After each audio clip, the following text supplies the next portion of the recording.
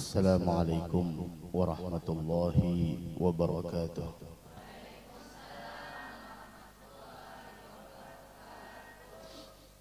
Alhamdulillah, alhamdulillahirrahmani arsala bil huda wa dini haqqin mustafahu ahmada walahun taga min khalqihi wa majjada wa lam yu'azzim mithla taha ahada. Ashhadu an la ilaha illallah wahdahu la sharika lah wa ashhadu anna sayyidana wa nabiyyana wa habibana wa syafi'ana wa qurrata a'yunina wa nura qulubina Muhammadan abduhu wa rasuluhu wa habibuhu wa safiyuhu wa khaliluhu. Allahumma salli wa sallim ala sayyidina Muhammadin miftah babir rahmatillah adada ma fi ilmillah salatan wa salaman daimaini bidawami mulkillah wa ala alihi wa sahbihi wa mawalah amma ba'du. Sama-sama yang kita hormati guru kita Tuan Guru Haji Rahmani, mudah-mudahan beliau panjang umur, sehat afiat. Begitu juga qari kita Ustaz Zainuddin, mudah-mudahan beliau panjang umur, sehat afiat. Dan seluruh jemaah peringatan Maulidur Rasul yang dimuliakan Allah Subhanahu wa taala. Ketahuilah, salah satu cara dan salah satu upaya untuk membersihkan hati dan jiwa kita yaitu dengan cara memperbanyak menyebut dan bersalawat kepada Nabi besar Muhammad sallallahu alaihi wasallam. Sehingga dikatakan oleh guru mulia Al-Habib Umar bin Muhammad bin Salim bin Hafidh, semoga beliau panjang umur, sehat afiat. Beliau mengatakan, billahi karrir dzikra wasfi Muhammadin kaima tuziha anil qulubir rana. Beliau mengatakan di dalam maulidnya, billah, demi Allah, kata beliau, karrir dzikra wasfi Muhammadin, ulanglah terus untuk menyebut dan mengingat bagaimana Nabi Muhammad, bagaimana di sana sifat beliau, bagaimana keindahan beliau, bagaimana kemuliaan beliau, bagaimana keistimewaan yang dimiliki oleh beliau.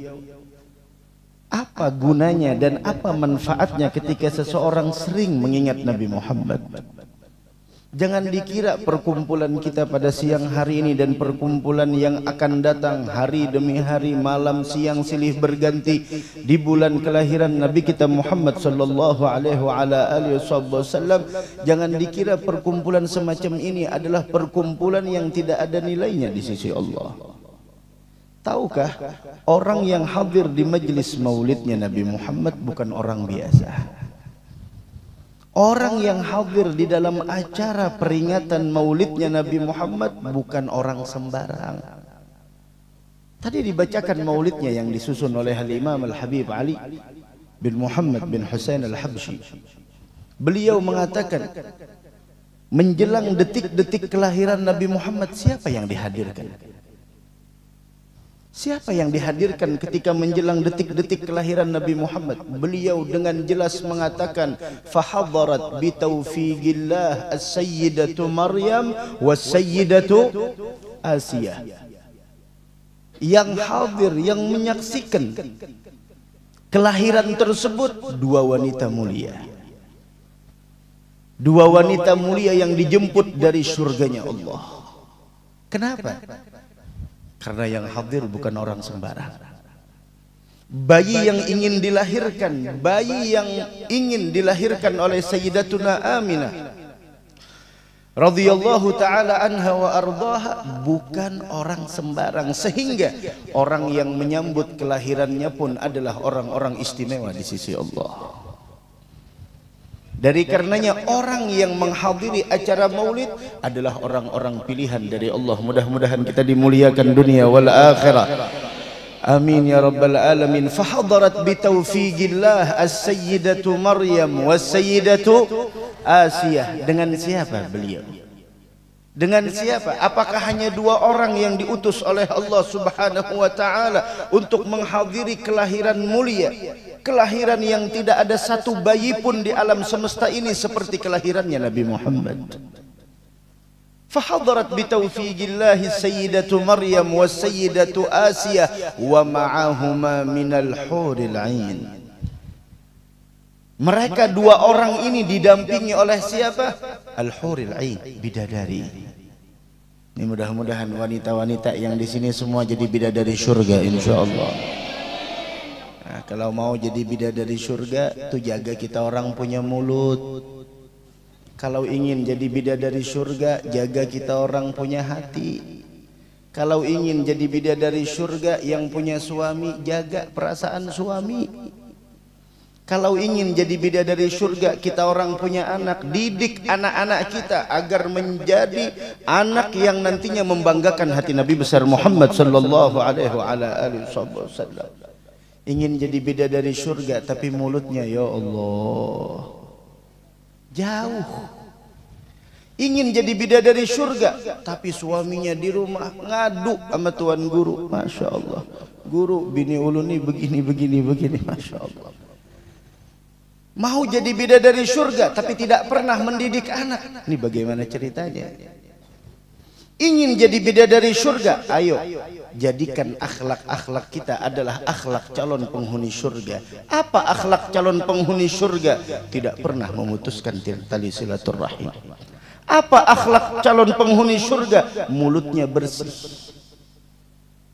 Tidak ada keluar kata-kata kotor, cacian, hinaan, makian, gosip, namimah, adu domba, dusta, khianat, tidak ada. Sifat calon penghuni surga pemurah, tidak pelit. Insya Allah semuanya jadi perempuan yang pemurah, insya Allah. Orang yang pelit jauh dari surganya Allah. Jangan pelit, jangan pelit.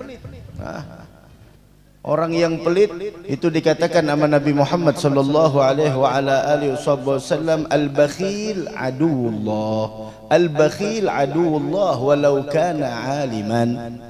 Orang yang pelit itu adalah orang yang dimusuhi oleh Allah meskipun dia punya ilmu. Ini orang punya ilmu tapi dia pelit, dia tetap adalah orang yang jauh dari rahmat Allah. Bagaimana kalau orang itu bakhil wa dia adalah orang yang jahil? Orang yang punya ilmu tapi dia pelit, Masya Allah, orang tersebut jauh dari rahmat Allah. Dan ketahuilah orang yang pemurah, dia adalah orang yang dekat dengan rahmat Allah meskipun dia tidak banyak punya ilmu pengetahuan agama. Sifat dan akhlak calon penghuni surga diantaranya apa?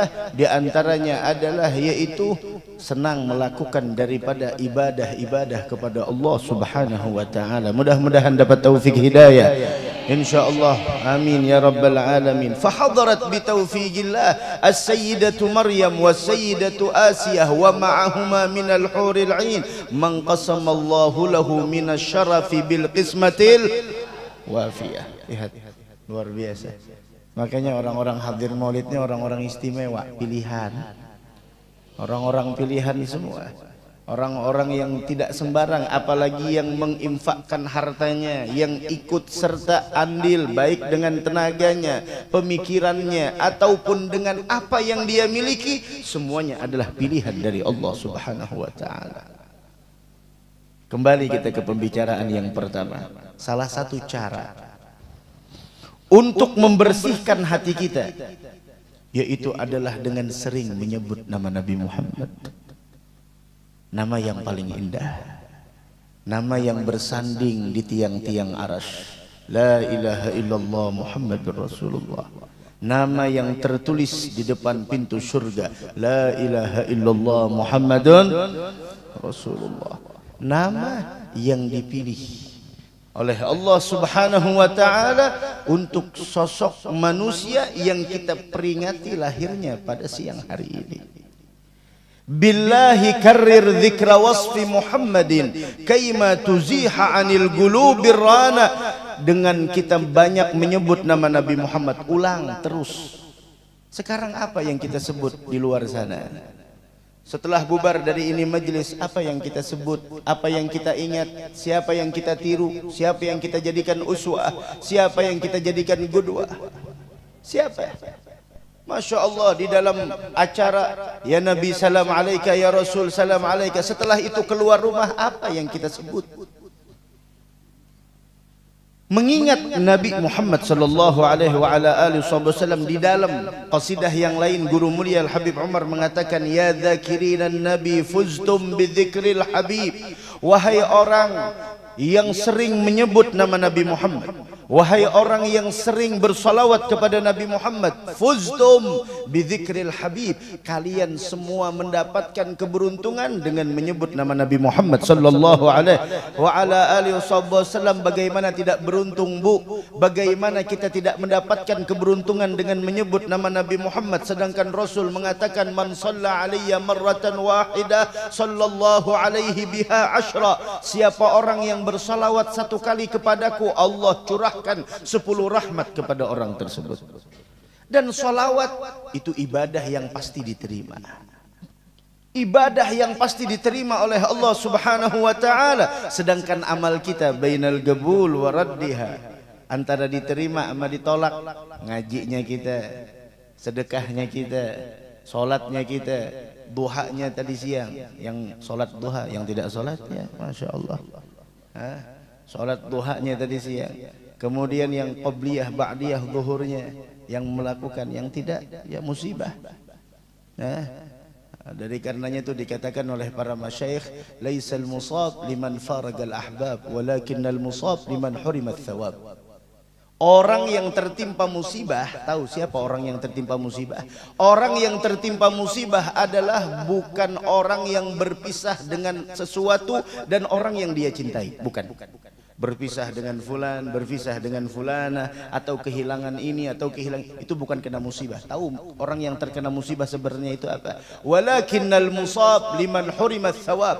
Orang yang benar-benar terkena musibah adalah mereka yang diharamkan dari nilai-nilai pahala. Itu harusnya tadi siang sholat duha, tapi entah kenapa kesibukan demi kesibukan luar biasa sampai tidak bisa sholat duha. Sedangkan ada orang wanita yang sibuknya luar biasa tapi masih bisa menyempatkan sholat duha 2 sampai 4 rakaat. Sedangkan kita sibuk dengan handphone, Masya Allah, lihat ini, lihat itu, lihat ini. Kemudian di bulan Rabiul Awal jilbab apa yang terbaru, kemudian membuka tutorial. Tidak ada faedah. Syuf, kita ini hidup. Innallaha la yanzuru ila suwarikum wala ila ajsamikum walakin yanzuru ila qulubikum wa fi riwayatin ila a'malikum. Allah tidak menatap ila suwarikum, paras kalian. Mau dia tampan, mau dia cantik, bukan tolak ukur. Mau dia tampan, mau dia cantik, bukan tolak ukur mulia. Yang tampan bukan berarti mulia, yang jelek bukan berarti hina. Yang cantik bukan berarti dia adalah orang yang hebat di sisi Allah, dan orang yang punya paras biasa adalah bukan berarti orang-orang yang rendahan di sisi Allah Subhanahu wa taala. Allah tidak memandang kepada paras kita, wala ila ajsamikum, dan Allah tidak memandang kepada poster tubuh kita, tapi yang dipandang Allah tahu apa? Walakinnallaha yanzuru ila qulubikum. Allah menatap kepada hati kita. Wa fi riwayatin, yang Allah jadikan tolak ukur kemuliaan adalah selain hati dan juga adalah amal perbuatan kalian. Mudah-mudahan dapat taufik hidayah insyaallah.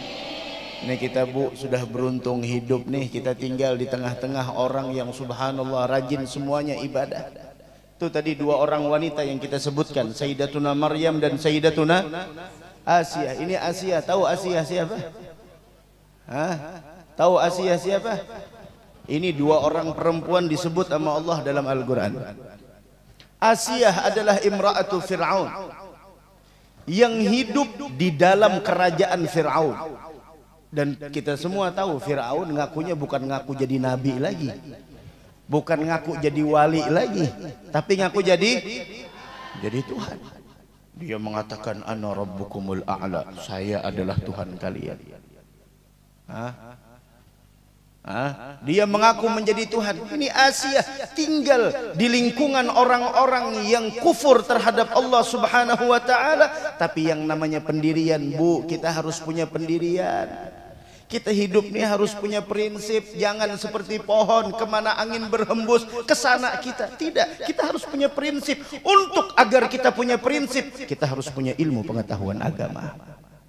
Ada ulama-ulama kita, ada guru-guru kita, yuk hadir majelisnya, dengarkan ilmu, dengarkan apa yang dikatakan dan yang disampaikan oleh guru-guru kita. Wabil khusus bulan Maulid, siang malam kita mendengar tausiah, kita mendengar mau'izatul hasanah, agar dengan ilmu pengetahuan tersebut kita hidup punya prinsip dan punya pendirian. Lihat Asia, sampai di sana beliau ketahuan bahwasanya beliau beriman kepada Allah tidak dengan Fir'aun.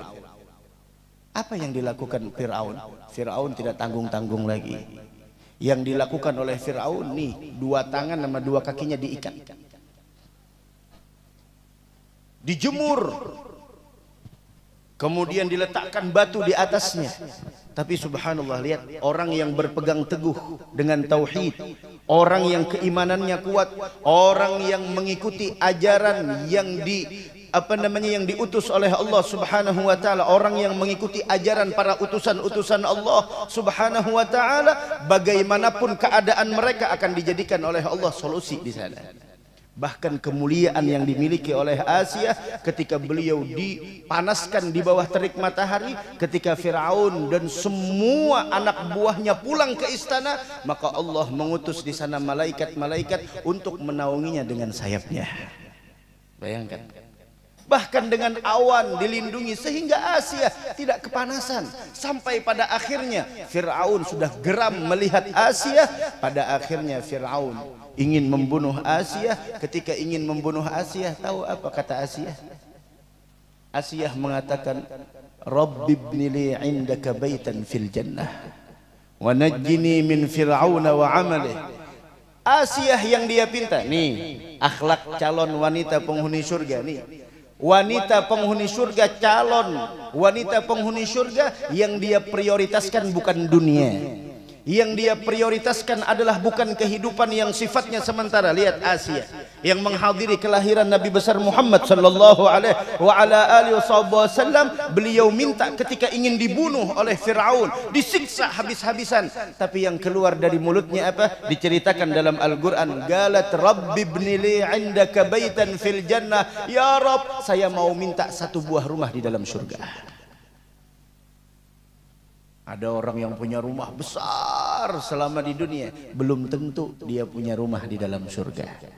Ada yang selama di dunia ngontrak, belum tentu dia besok ngontrak. Ada yang nyewa, belum tentu dia besok nyewa. Nah, dari karenanya ayo pergunakan kehidupan yang sangat sementara ini untuk benar-benar di sana melakukan perbuatan-perbuatan yang mengantarkan kita untuk mendapatkan kebahagiaan besok di negeri akhirah. Mudah-mudahan kita bahagia dunia wal akhirah. Ini sedikit supaya ada jual yang dibawa bulik, supaya pian kenanya dapat rumah di dalam surga gampang, gampang. Hendaklah. Nah, amun sudah dapat jangan dijual-jual. Amun sudah dapat jangan dibariakan. Amun sudah dapat jangan sampai dikontrakkan. Ini udah dapat, masya Allah, dibariakan lawan orang, masya Allah, pemurah benar Sidin. Kayak apa membariakannya? Membariakannya dengan cara gosip.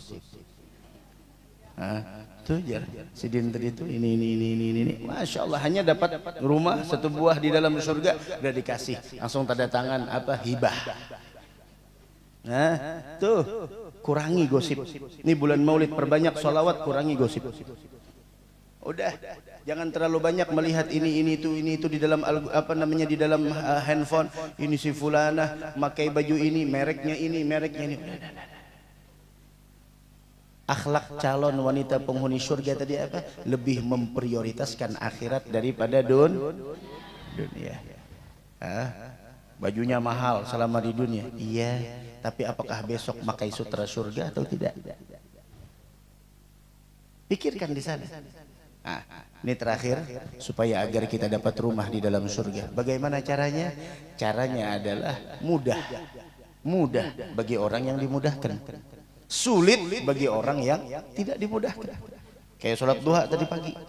Sayangnya hari pertama bulan Maulid tidak sholat duha. Kenapa tidak sholat duha? Sibuk. Apa sih sibuknya sampai 2 sampai 4 rakaat tidak bisa kita luangkan waktu untuk sholat duha? Ini yang hadir di sini ada yang tahan makan durian dan ada yang tidak tahan makan durian. Ya tentu yang bisa makan durian ya memang tidak ada penyakit. Yang tidak bisa dan tidak sanggup makan durian ya memang dokter melarang. Kenapa? Karena ada penyakit. Nah kira-kira ketika disuguhkan durian, 2 orang ini berbeda, yang satu makan durian, yang satu tidak bisa makan durian, salahnya di mana? Di durian apa di orangnya? Orangnya. Ibadah semuanya sama, tapi kenapa ada orang yang berat melakukannya, ada orang yang ringan mengerjakannya? Salahnya di mana? Bukan di ibadahnya tapi di orangnya. Di orangnya. Dosa terlalu banyak, dosa mata, dosa telinga, dosa mulut, dosa prasangka, macam-macam. Masya Allah udah bagus hadir majelis maulid, bulikannya di jalan gosip.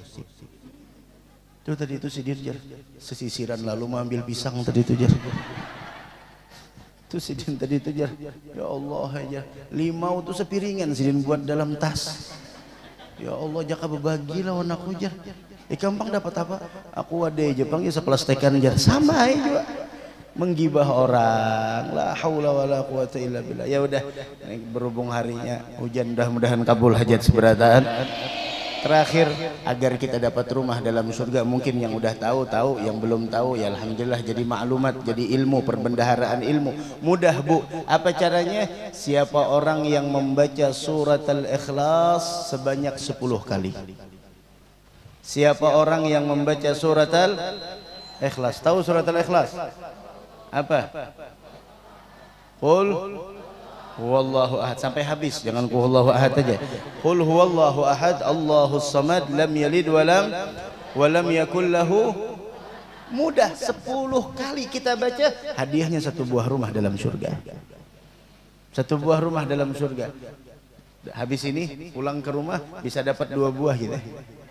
Bisa dapat 3, bisa dapat 4, bisa dapat 5. Yang punya orang tua, udah wafat orang tua, masih belum sempat kita bahagiakan selama di dunia. Yuk kirimkan 10 kali surat Al-Ikhlas. Bilang sama Allah, ya Rabb, pahala 10 kali ini saya kirimkan untuk almarhum kedua orang tua saya.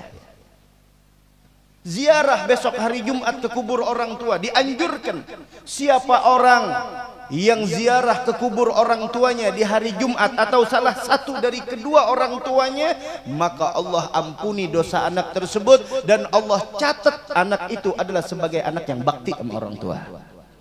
Oh bagaimana kuburnya jauh? Ya udah nggak jadi masalah. Bismillah, di rumah kirimkan Yasin. Setelah Yasin jangan lupa Al-Ikhlas berapa kali? 10 kali. 1 buah rumah dalam surga. Gesan arwah kai, gesan arwah nini, gesan arwah datu, gesan arwah anggah, gesan arwah abahnya anggah, imbah itu sampai. Bismillah. Kemudian untuk diri kita setiap hari kita bisa. Kalau kita bangun rumah di dunia, oh tidak bisa dengan 5 menit. Perlu berbulan-bulan dan waktunya itu tergantung kas negara. Kalau keuangannya lancar, insya Allah lancar. Tapi kalau keuangannya macet, ya begitu.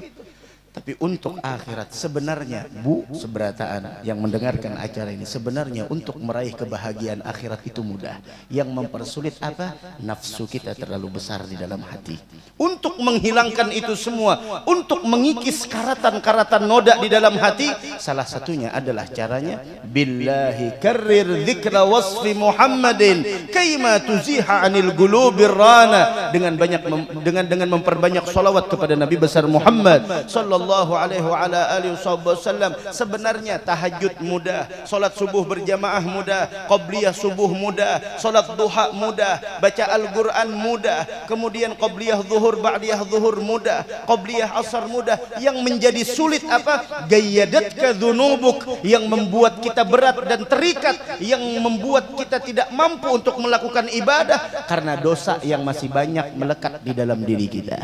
Dari karenanya salah satu caranya apa? Untuk menghilangkan dosa tersebut, untuk membersihkan hati kita, perbanyak sholawat kepada Nabi besar Muhammad sallallahu alaihi wa ala alihi wasallam. Apalagi kita ini malam Jumat pertama kita di bulan Rabiul Awal, perbanyak sholawat kepada Nabi besar Muhammad sallallahu alaihi wa ala alihi wasallam. Jangan sampai berlalu siang dan malam kita di bulan Rabiul Awal melainkan lisan kita basah di dalam menyebut nama Allah, di dalam bersolawat kepada Nabi besar Muhammad sallallahu alaihi wa ala alihi wasallam. Mudah-mudahan ada manfaatnya, mudah-mudahan ada barokahnya, mudah-mudahan yang hadir di sini semuanya dimuliakan dunia wal akhirah. Mudah-mudahan anak-anak kita jadi anak yang saleh dan salihah, dan mudah-mudahan semua hajat kita dikabulkan oleh Allah. Semoga kita besok dikumpulkan bersama Nabi Muhammad sallallahu alaihi wa ala alihi wasallam, sebagaimana tadi yang disampaikan oleh guru kita, Guru Rahmani, bagaimana hadirnya kita di sini adalah pembuktian cintanya kita kepada Nabi Muhammad. Wa yuhsyarul mar'u ma'aman ahab, seseorang akan dikumpulkan dengan orang yang dia cintai. Perhatikan di dalam lubuk hati kita, siapa yang kita cintai. Jangan sampai, tadi ulun sampaikan, sesuatu yang paling berharga bagi diri kita adalah hati kita. Kenapa? Karena hati ini adalah pusat pandangan Allah. Ketika hati ini adalah berharga, jangan kau masukkan orang-orang murahan di dalam hatimu. Masukkan orang-orang yang berharga, masukkan orang-orang yang punya kemuliaan di sisi Allah, karena hati ini adalah sesuatu yang paling berharga yang dimiliki oleh manusia. Mudah-mudahan hati kita dibersihkan oleh Allah, mudah-mudahan kita berataan panjang umur, sehat afiat. Yang sakit mudah-mudahan diberikan oleh Allah kesembuhan, yang punya hutang mudah-mudahan dibereskan oleh Allah, yang punya masalah mudah-mudahan dihilangkan masalahnya oleh Allah, dan mudah-mudahan tidaklah kita bubar dari ini majlis melainkan seluruh hajat kita, baik hajat dunia lebih-lebih hajat akhirah, dikabulkan oleh Allah subhanahu wa ta'ala. Dan mudah-mudahan tidaklah kita bubar dari ini majlis melainkan cahaya iman kembali menyala di dalam diri kita, cahaya Islam, cahaya iman, kemudian lagi cahaya taufik, cahaya hidayah, sehingga kita bisa menghabiskan sisa umur kita di dalam ketaatan kepada Allah subhanahu wa ta'ala. Dan semoga kita diwafatkan dalam keadaan husnul khatimah. Amin amin amin ya rabbal alamin. Ampun maaf seberataan, mudah-mudahan ada manfaatnya. Hadanallahu wa iyyakum ajma'in. Assalamualaikum warahmatullahi wabarakatuh.